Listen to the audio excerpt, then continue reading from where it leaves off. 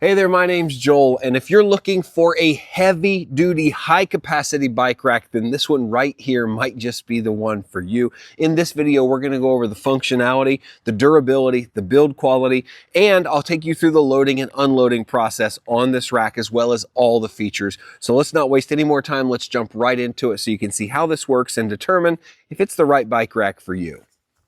So let's start by taking a look at the racks themselves. You'll notice we have two racks for two different bikes, a 200-pound capacity. That means that each bike can be up to 100 pounds. And what you won't see anywhere is flimsy or floppy straps on this. You have a ratcheting system on both sides with a large clip here that controls everything. Your tires are going to clamp down underneath these racks, and then when you're done, you can pull them down to store them securely. They can't go anywhere unless you click these buttons and allow these ratchets to go up.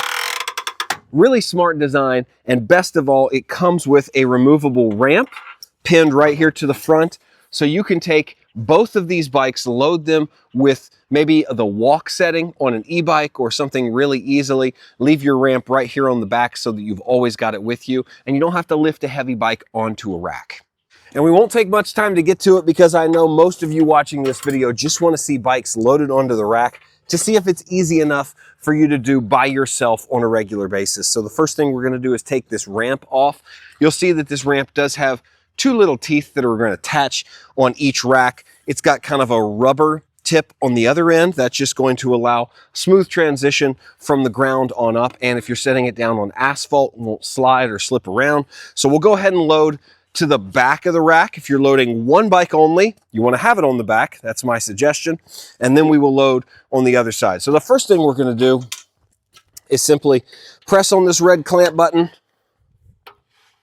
and extend this arm all the way down to the ground so we can get our clamp in here. And I'll show you this up close on the second bike. Hold our second clamp, get this up here somewhere in the neighborhood of where your tire is going to be. Now, right here, you have a red pivoting lock. Your wheel is going to go over this, then press this down and lock down between this red chalk, let's call it, and this top lock here. So we want to face this toward our bike. Then it's just as simple as getting your bike, grabbing a hold of the brakes so you can control it, rolling it up slowly, either under your power or the bike's. When you hit that chalk, just a little bit of a push. There you go, up and over.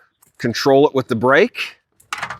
There we go, inside. And you'll see that we're already locking ourselves into this front wheel. And you might need to adjust it a little bit.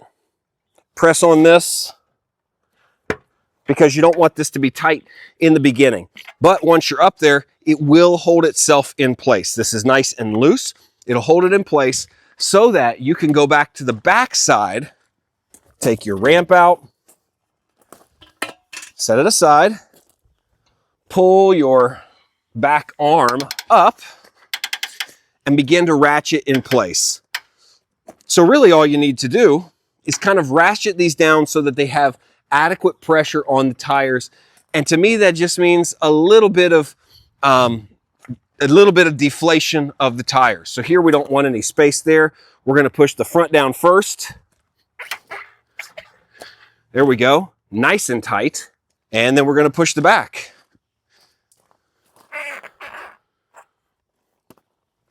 There we go. I'll bring you up close to show you this. And there you'll see it nice and tight, locked in on the front. The front wheel is on the chalk, but it's also kind of deflating this tire just a little bit, pushing in nice and tight. There is no give on this tire. Can't move back and forth. Then on the rear, same thing. Centered on this tire. You'll see it centered there. And we've got it nice and tight laying down on that back tire. And you can see everything is really locked in. The steering wheel or the handlebars can't move because the wheel can't move. Nothing in the center can move. It's all locked down to the bike frame or to the bike rack, the frame to the rack, really solid. Now let's load a second bike from a different angle here. Just pressing on our red buttons here that allow us to move these. You can ratchet them in without pressing the button, but you can't pull them out unless you're pressing on this button. So you want to do that. Again, we're getting our wheel kind of set where we think it's going to go.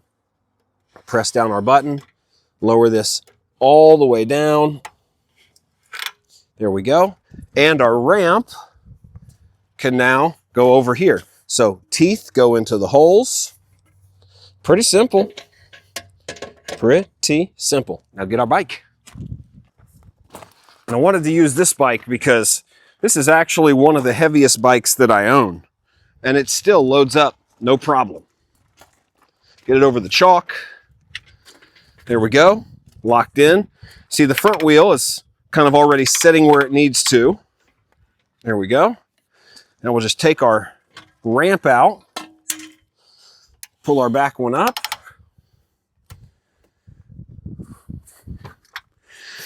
There we go.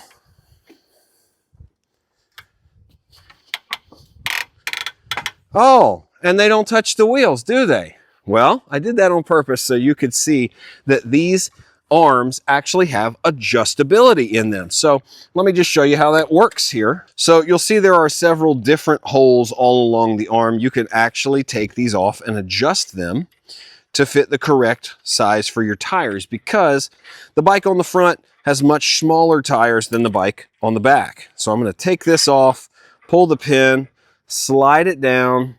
We're really guessing right now, but I'm going to guess somewhere right around here. Put my washer back in and begin to tighten this up so we can see if that is a better fit for the tire. Yep, and you can already see it's going to contact the tire at the right spot. We don't want it to contact down here. We don't quite want it all the way up the top. Somewhere in this region is great. So that is 1, 2, 3 holes down. Let's change it on the other side.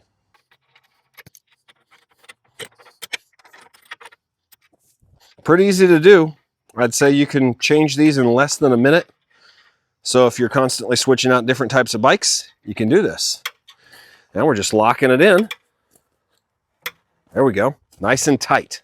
And now that we've got both bikes on the rack, we can take our ramp, place it back in its spot up front, then take the pin that's connected here by a safety wire, stick it in, lock it down, and that's sitting there ready to go when we're ready to unload the bikes. So this is a good look at how everything finished up. This front bike's pretty dirty, gets used a lot, but look how secure everything is tightened in there. We've used these adjustable holes to make that work. And that's probably the reason I like this rack the most. It locks it down, customized to the size of the tire. I mean, look at how small the tires are on this bike, and look how large they are on the big bike on the back. You can adjust for fenders, for tire size, for everything really. And they are super locked in, nothing else to do. Like I said, no messy straps to throw around them. Look how sturdy. The whole bike rack is moving to even move. The bikes are not moving on the rack. We're locked down nice and tight. So this is the reason that I think this bike rack is different, and it's going to be one that I use more than any other. I also want to mention that it does come with a lockable hitch pin here. So this is lockable, comes with a key to lock and unlock. And then this is screwed in here. This is a giant lag bolt that goes in and tightens down to your 2-inch receiver so there's no slop.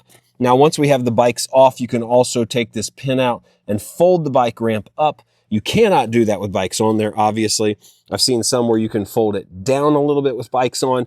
You cannot with this one, but just look at how sturdy and clean everything is on there. If you're looking for more security, add a chain through the middle on both of them. But as far as stability, these things are rock solid in there and they ride well. All right, so now we got them on the rack by ourselves. Let's get them off by ourselves. The first thing we have to do is loosen our back tire where the ramp is going to be. And you simply apply some pressure forward and click on your red button at the same time. It'll come loose. You cannot, under pressure, press that button. You got to give it a little inside pressure and then just release it like that. So we want to go ahead and lay that all the way down so we can get our ramp back in position, just like we did before. Hook it into the holes, and then we're good to go. You can relieve some front pressure. Remember, that's what's holding your bike up. But relieving some of that pressure allows you to then pull it over the chalk. Got to watch your handlebars there. Just come down slowly, no rush. There we go. And we're down with bike number 1. And what I like to do is go ahead and take these arms, get them out of the way. Lay them down. This one we're going to have to pull. There we go. Out of the way, out of sight, out of mind. And we're going to head over here. And before we can hook it on, again, apply some forward pressure. Press our button. There we go. This arm comes down. Here she comes. Take our ramp, put it in place.